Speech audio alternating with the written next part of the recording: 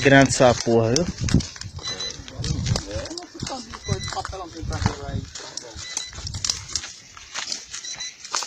Adesso anche il tamanho. Não, mas não vai estar luz. Não, isso aí vai sair mais não, cara.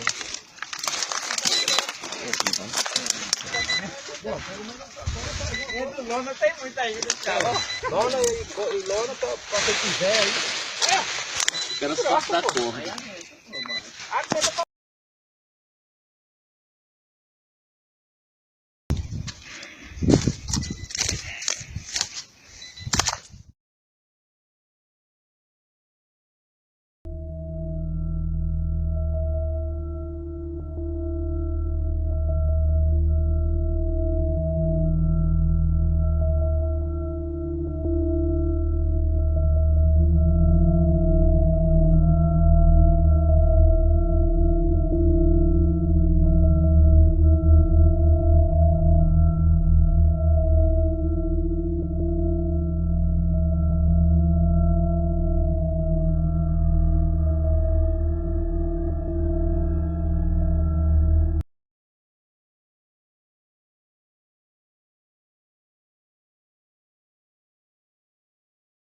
Danny's group gets, yes, a bit of a challenge for you.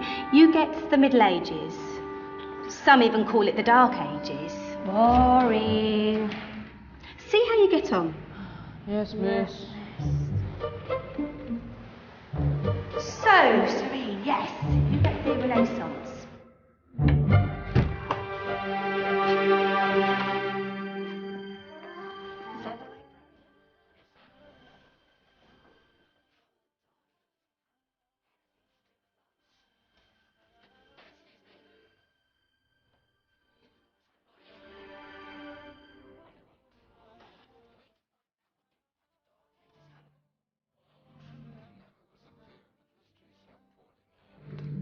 Don't touch. It's priceless. And I suppose someone's been filling your head with the usual nonsense, eh? 1,000 wasted years. A black hole in history, am I right? Yeah, sort of. You see, it's always the same. You assume it was all mud, disease, death and destruction, with marauding mobs of barbarians ripping down the good of former civilizations, burning and plundering as they went. Nothing of any worth invented either, eh? Oh, no. Go on, be off.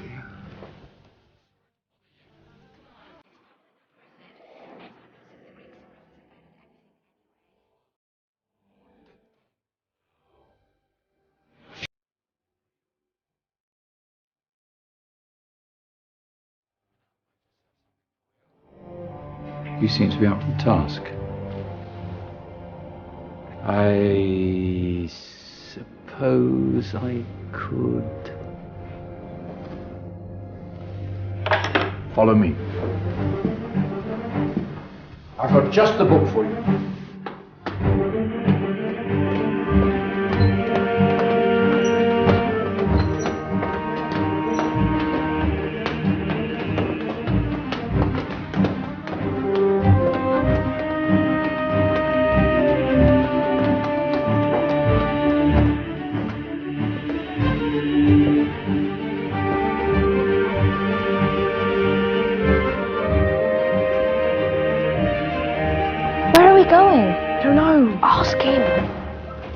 Excuse me, where are we going? From darkness into light, my young friend. From ocean onto land. There are things you should know. Oh, yes, indeed. Yes, indeed.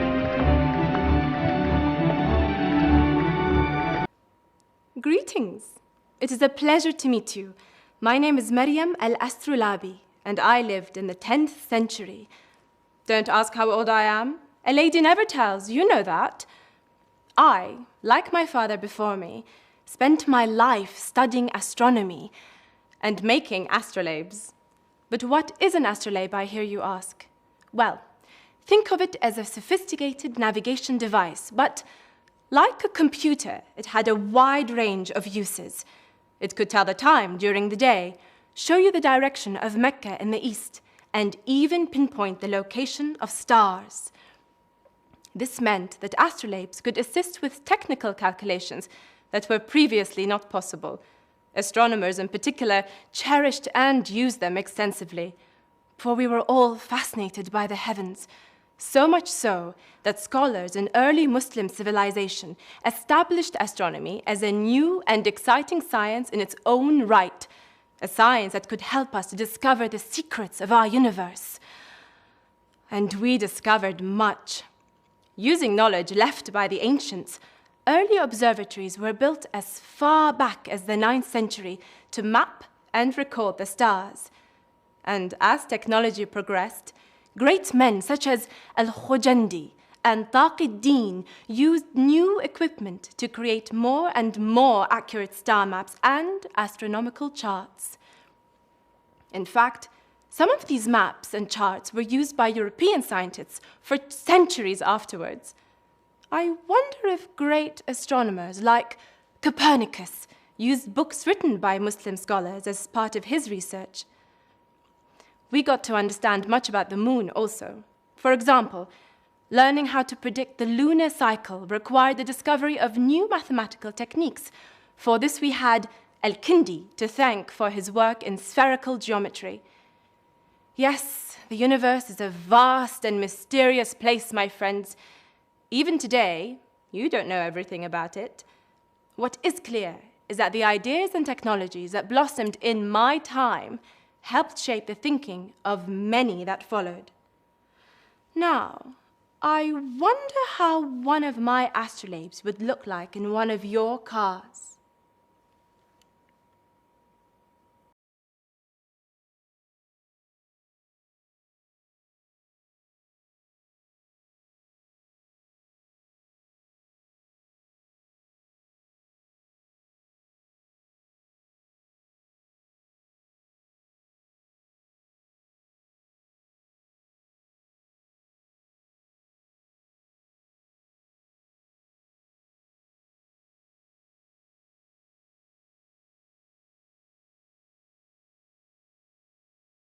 لنتأكد إذا كان بالفعل يوجد في الفضاء أقمار صناعية.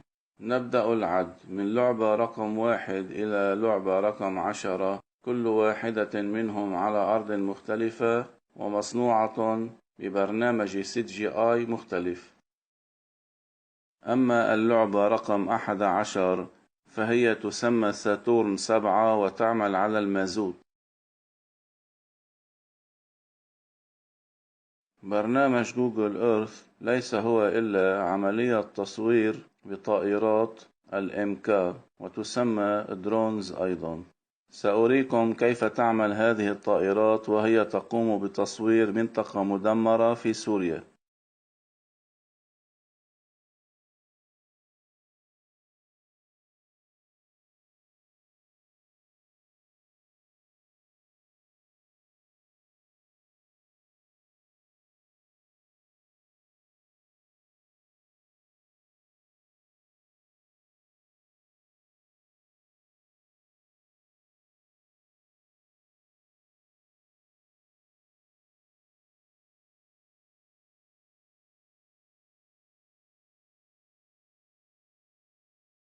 القمر الصناعي هو صحن ضخم جدا موجود في منطقة على الأرض، وهو يرسل شحنة إلكترومغناطيسية على القبة السماوية، ثم تنعكس هذه الشحنة وتنزل على صحن ثاني في منطقة ثانية.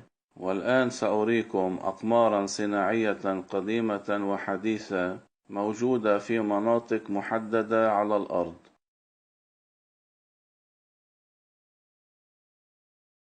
والصحون الدائرية هي صحون لاقطة فقط وتسمى ريسيفر، وقد تطورت فأصبح لها عيون ليزرية. كما تعرفون فإن الأقمار الصناعية موجودة بشكل أفقي حول الكرة الأرضية، وأنا أستغرب لماذا لا يستعملون الخط العمودي، فبإمكانه أن يستوعب أقمار صناعية أكثر، والسبب يعود لأن الأرض مسطحة وليست كروية.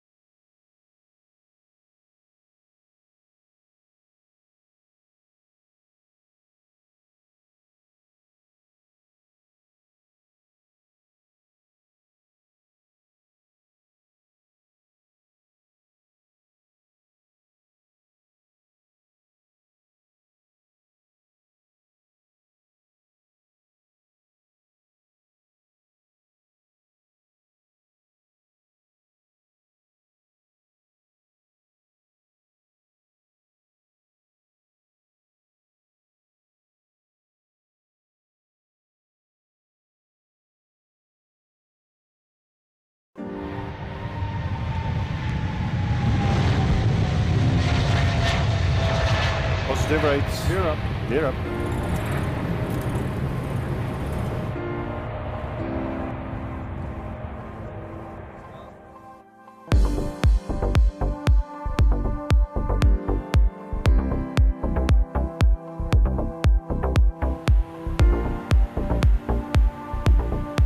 On our way today to New York, we will cross the Atlantic Ocean, and there's limited or no radar coverage from ATC. That's why we followed, let's say, highways in the sky, and all the aircraft are separated from each other 10 minutes, so we have to fly a fixed speed over the ocean. And they are chosen in such a way that they are most economical. On our routing today to New York, we try to prevent the headwind. And so at this time the tracks are very southerly to prevent the 200 knots headwinds northern part of the oceanic. In a minute we're gonna request the clearance from ATC for our track today to New York.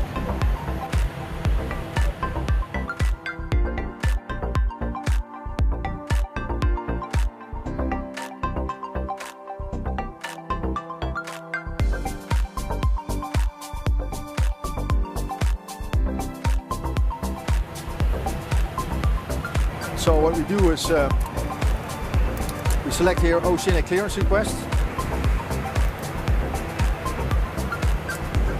Flight number is automatically put in. The flight level,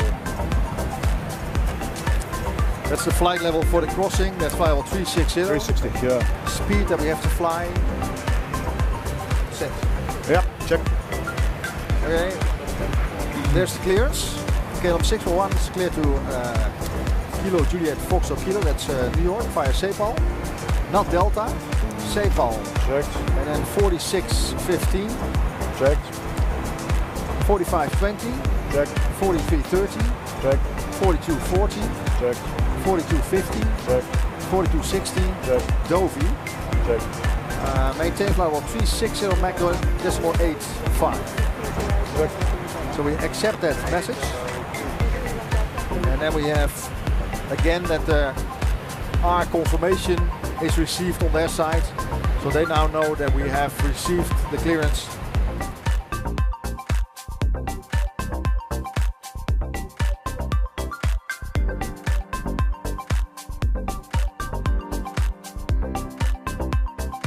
KLM 641 heavy descend, maintain 7,000. 7,000.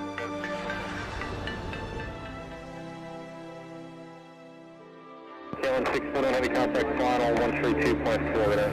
1324, KLM 641 heavy. Goodbye. Flaps 1. Flap 1. Kennedy Tower, KLM 641 heavy and 04 right. KLM 641 heavy, Kennedy Tower 6 miles bound and Airbus 320, wind 36017, gust 28, runway 4 right, clear to land. Clear to land, 4 right, KLM 641. Lights low. Gear down. Gear down. Flaps 20. Flaps 20. Speedmax on. 12 knots crosswind left.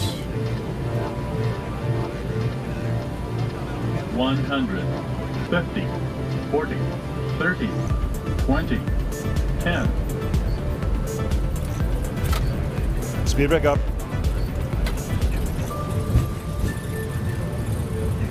Reverse normal.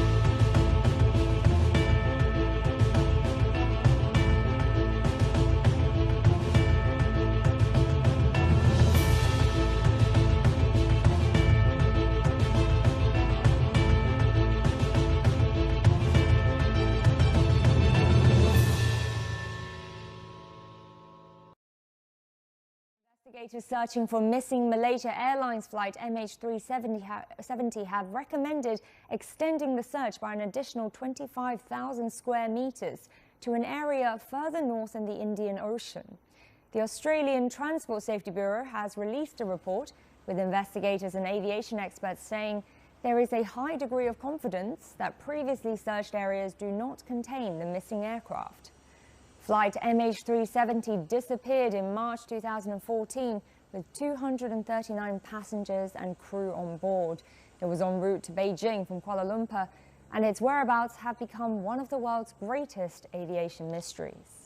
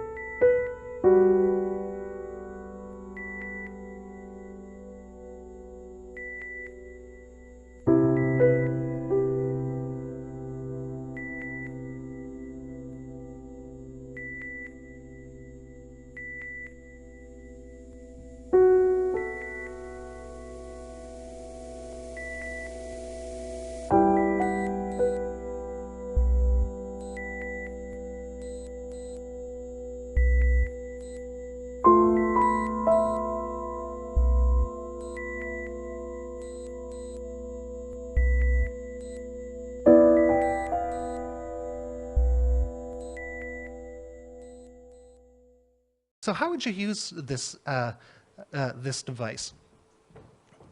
Well, let me first back up for a moment. This is an astrolabe. Pretty impressive, isn't it?